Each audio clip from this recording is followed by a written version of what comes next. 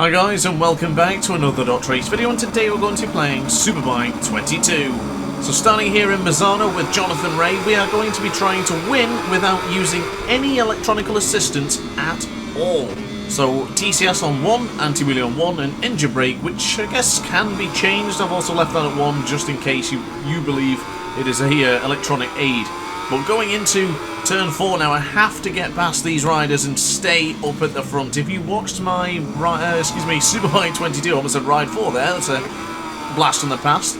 But if you watch my Superbike 22 career mode, you will know in Misano, I had to get to the front and I did everything in my power to just constantly retaliate and get to the front of the Grand Prix. So here we are now in the best position for this particular race. I really don't think if the AI gets past me, I'm going to be able to fight back, because of course the difficulty is at 120% AI, and of course with the electronics, it's feeling different. The biggest difference I'm finding is the engine brake. Having the engine brake on 1 compared to having it on 3 feels really weird. So that is the biggest difference for me as we go into Cavone, then for the first time of 8 times in today's video. Desperate to get this one done. It would be a nice victory if we can manage it with no electronics at all. I don't think this is how I'm going to play, but I may actually consider dropping the TCS down to 1. I did find that in this particular race, I found that the acceleration was quite smooth. Possibly could even reduce the anti-wheelie as we go wide into the Misano corner. That is the last thing I would have wanted. I do not want Razgatioglu or Batista or anyone getting ahead of us here in Misano, so we need to fight back sooner rather than later as we now go to turn 2. Keep it in as tight as you can. Get the change direction for Variante del Parco, and hopefully into Rio here. The AI goes a little bit wide. We might have a chance of diving over the inside. I've left it late up on the inside for Rio. Oh, contact there from Jonathan Ray and Top Rack, but we have now taken over the top position once more. Now, the braking there, I didn't actually intend to bump into Top Rack, but because of the engine braking not effectively doing anything, the feeling on the brakes is much different. Usually I can start braking in, downshift, and use a bit of rear brake, and that would be enough for me to start slowing the bike down, but it doesn't slow down at all. So I have to really give a bit more brake, and it's not really my style. I don't like to be aggressive on the front brake. Oh, as we run it wide into Tremonto, well, we are still in the lead. But I do like to gradually bring on the brakes and let the engine brake also do a bit of assistance as well. But now into Cavone for the second time, in 5th gear for now, and might shift up to 6. I didn't bother this time around. I still can't really find my best gearing method for turn 13 there and turn 12. I do like to leave it in 5th gear. I do find if I go up to 6th gear, it just doesn't seem to turn. So I'm going to try it as we go through this Grand Prix, but I'm also going to be dropping down to power setting 2. I think it's very important that we save as much fuel as possible, just in case they do get past us towards the latter stages of the Grand Prix. So into turn 1, we do set the fastest lap of the race, a 1:33.5. It's absolutely nothing to be proud of right now, because in an online session I did a couple of days ago, my fastest lap time was a 1:31.1. So we are 2.4 seconds slower than my previous best when with the SCQ and of course with electronics at the assistance. So coming into turn 5 and now into turn 6. Doing everything in our powers as we just slip on the rear tyre there. You can see just a bit too much acceleration input with the TCS at 1 does make the rear tyre slip and slide. So we've got to be very careful as Top Rack dives over the inside for Quercia. And if he gets past us here, this could be curtains. I need to fight back immediately into Tremonto. Oh, goodness me, contact made into Tremonto. Massive moment for Top Rack. He will be miffed. And we have retaken the position. And once again, that was not me intentionally bumping him out of the way. I'm trying to brake as I would with the engine brake. But because the engine brake is not there, I'm just going wide into some corners. And Tremonto has been a corner I've probably caught me off guard 3 times now. So I've got to fix that for the next couple of laps, but still power setting 2 for now. We've ran it deep into Cara for 14. Big acceleration here, Bautista get ahead of him. Oh, wheelie almost there for us. Whoa, goodness me, the wheelie went up then and I couldn't even move the bike. We're just defending as much as I possibly can. I went with the SC1 and the SC0 tyres in this one, so it's a soft option front tyre and a somewhat of a harder rear tyre. It's not actually a hard tyre, but it's the harder compound available for the weekend here in Mazzano as Bautista, he's had enough. He charges on through on Jonathan Ray, but we'll have the inside line going into turn 4. Do we have another lunge? We're a bit late here. We're going to be late on the lunge here. We're up in the inside.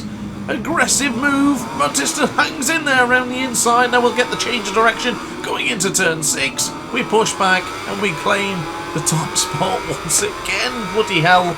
This one is tense. I don't feel anywhere near as competitive as I have been doing recently with this change of electronics, and I've got to be honest with you, as I mentioned already, it's the engine brake. I'm really struggling stopping the bike. It's just working against me right now. I'll definitely not be swapping that down. Anti-wheelie I'm not too concerned about, although I have been a little bit gentle with the acceleration. So I think my lack of aggression with the acceleration is probably making me nervous for the brakes as well. But changing the electronics, changing anything really when you're so competitive and you're so in tune with the game, with the physics, with the bikes, it's a difference, it really is. But big shout out to Shell for suggesting this particular video as we now go, whoa, I thought Bautista was going to give us the big don't argue there into 14, but we do hang on to the position for now, and we're just approaching half race distance. We can definitely do this one. Power setting 3, we need that now. Probably not going to try and drop it down to 2 for a while unless we start going into the negatives. I don't want to go into the negatives for the fuel. I really want to keep enough fuel just in case for the latter stages of this race. Bautista still pushing us very hard into the first couple of corners and then into 3. There he is again. And look at the graphic on the bottom left hand corner of your screen. If you caught my Moss career mode race, I mentioned the exact same thing, that because I'm so slow right now, because I'm not very confident with the bike. I mean, that last lap was a 134.1. That was terrible. 3 seconds slower than my previous best, which was a 131.1 as mentioned earlier. But that graphic on the left-hand side just shows a massive, massive train of riders. And that is because we are holding them all up. We aren't going quick, we're not doing good lap times here, we're just fighting back at every possible chance and keeping them at bay. Because trust me, the 120% difficulty AI will not be doing lap times like this if we weren't there. They would be smashing it right now. They would be absolutely annihilating it. So that is why it is imperative to keep ahead of Bautista as we just lose the rear a little bit there. But there is Alvaro. Does he fancy it? The 37-year-old Spaniard. He's putting the pressure on Jonathan Ray right now and putting the pressure on me, but we stay in power setting 3 this time around, and you can see already the difference in the lap time it's going to be. Dropping it down to power setting 2 did save a bit of fuel, but the lap times were pretty pants. But across the line we do set the fast lap of the race, the 132.9, the first one of the Grand Prix. That was bettered by Bautista, who's pushing us wide into the first or second corner, and that was bettered by Iker Lecuona in 8th position. So there is a big gaggle of riders here all fighting for the first position. I don't dare to look behind me, but I do imagine we're going to be looking at every single rider within a couple of seconds. I guess by the end of this video I'll definitely take a look at that, but that's crazy. It is a massive, massive snake right now. We're breaking into turn 7, or turn 8 rather, for Quercia. We'll keep it in nice and tight, and hopefully we can improve on this lap time. It's a bit of a pants lap that really, a 132.9. That's what we were doing in Mazzano, I think, maybe with the other Kawasaki in my career mode, but that bike had not been upgraded compared to this ZX-10RR, which has full 100% team performance. But with power setting 3, we are able to pull away from Bautista behind, but leaning into the right side, drop it down to power setting 2. Again, careful of the rumble strips here in Cavone for turn 12, for turn 13, and then into Caro for 14 as well. Keep well away from the rumble strips. But there is Bautista, goes up on the inside, shoves us wide into 14. Can we retaliate? We need to do it now rather than later. I'm going to try and squeeze up the inside. That was aggressive. That was very aggressive. There wasn't really a move there, but I'm just desperate to hold on to the position. And there is Bautista giving it us back as well. The AI don't care if you're aggressive, and we don't care if we're aggressive with the AI either. But now breaking into turn 1, we do still hold on to the position. Bautista's still there. The Ducati Panigale V4R is charging at him right now. We'll hold on to the position for the time being, temporarily maybe. 0.05 of a second it was separated there with the gap from second to first. We're still holding on. We now go into Rio with a 2.5 of a second advantage to Bautista behind. So now bringing on the power. We are neck and neck with the previous best lap time for 1:32.9, but we are getting pushed. And plus 0.2 of fuel could mean that we've got enough to stay in power setting 3 for the duration of this Grand Prix. Do I need to consider dropping it to power setting 2? Probably, as we go into Cavone, etc. in just a moment's time. But coming out of Tremonto now, we need a good amount of speed here to keep Bautista at bay. He's on the Ducati, of course, he's on a rocket ship with the man who only weighs about 66 kilos, so he'll soon fly past us. But into Cavone then for turn 11. Right-hand side for 12.